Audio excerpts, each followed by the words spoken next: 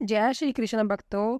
आज हम इस वीडियो में माता सीता की नित्य नेम की कहानी लेकर आए हैं। यह कहानी सीता माता कहती थी और श्री राम इसे सुना करते थे। एक दिन श्री राम भगवान को किसी काम के लिए बाहर जाना पड़ गया तो सीता माता कहने लगी कि भगवान, मेरा तो 12 वर्ष का नित्य नेम है। अब आप बाहर जाएंगे तो मैं अपनी कहानी किसे सुनाऊंगी। श्री राम ने कहा कि तुम कुएं की पाल पर जाकर बैठ जाना और वहां जो औरतें पानी भरने आएंगी उन्हें अपनी कहानी सुना देना। सीता माता कुएं की पाल पर जाकर बैठ जाती है। एक स्त्री आई, उसने रेशम की जरी की साड़ी पहन रखी थी और सोने का गड़ा ले रखा था।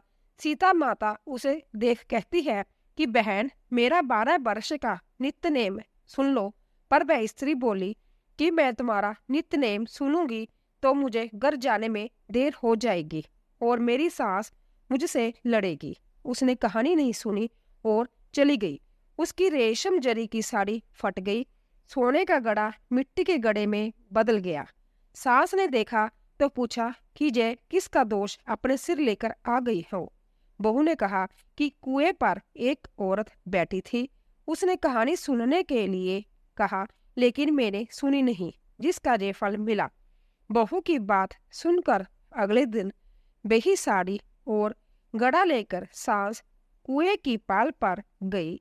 सास को वही माता सीता बैठी मिली तो माता सीता ने कहा कि बहन, मेरी कहानी सुन लीजिए। सास बोली कि एक बार छोड़, मैं तो 4 बार कहानी सुन लूंगी। राम आए, लक्ष्मण आए, देश के पुजारी आए, नित्य नेम का नेम लाए। आओ राम, बैठो राम, तपी रसोई जियो राम, माखन मिश्री खाओ राम, दूध बताशा पियो राम, सूत के पलका मोठो राम, शाल दुशाला पोठो राम, शाल दुशाला ओढ़ो राम। जब बोलूं जब राम ही राम, राम संवारे सबके काम। खाली घर भंडार भरेंगे, सबका बेड़ा पार करेंगे। श्री राम जय जय राम। सास बोली कि बहन, कहानी तो बहुत अच्छी लगी। कहानी सुनकर सास घर चली गई और उसकी साड़ी फिर से रेशम जरी की बन गई।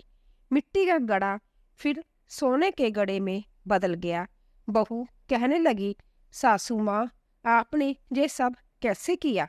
सास ने कहा कि बहू, तू दोष लगा के आई थी और मैं अब दोष उतार कर आ रही हूँ। बहू ने फिर पूछा कि वह कुएं वाली स्त्री कौन है। सास बोली कि वह सीता माता थी। वह पुराने से नया कर देती है, खाली घर में भंडार भर देती है। वह लक्ष्मी जी का वास घर में कर देती है। आदमी की जो भी इच्छा हो उसे पूरा कर देती है। बहू बोली कि इस कहानी मुझे भी सुना दो। सास बोली कि ठीक है, तुम भी सुनो। और सास ने कहानी शुरू की। राम आए, लक्ष्मण आए, देश के पुजारी आए, नित्य नेम का नेम लाए। आओ राम, बैठो राम, तपी रसोई जियो राम, माखन मिश्री खाओ राम, दूध बताशा पियो राम, सूत की पलका मुठो राम, शाल दशाला पोठो राम, शाल दशाला ओढ़ो राम। जब बोलूं जब राम ही राम, राम समारे सबके काम। खाली घर भंडार भरेंगे, सबका बेड़ा पार करेंगे।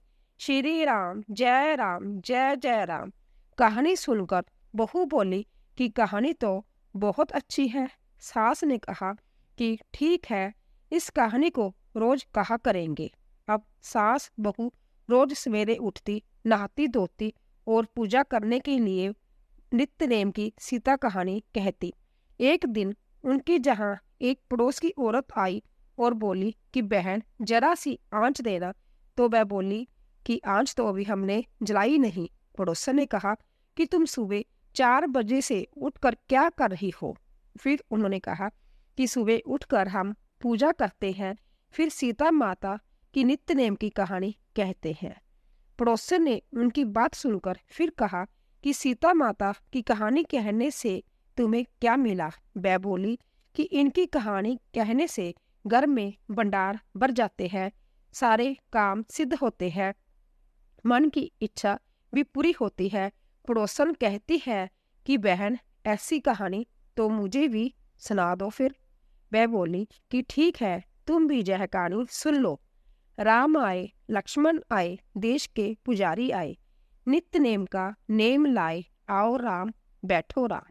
सारी कहानी सुनने के बाद पड़ोसन कहने लगी, बहन, कहानी तो मुझे बहुत अच्छी लगी। अब वह पड़ोसन भी नित्य नेम सीता माता की कहानी कहने लगी। कहानी कहने से सीता माता ने पड़ोसन के भी भंडार भर दिए। अब तो पूरे मोहल्ले में नित्य नेम की कथा चल पड़ी। हर किसी की मनोकामना पूरी होने लगी। हे सीता माता, जैसे आपने उनके भंडार भरे, वैसे ही आप हमारे भी भंडार भरना, कहानी सुनने वाले के भी और कहानी कहने वाले के भी। और सीता माता की जय।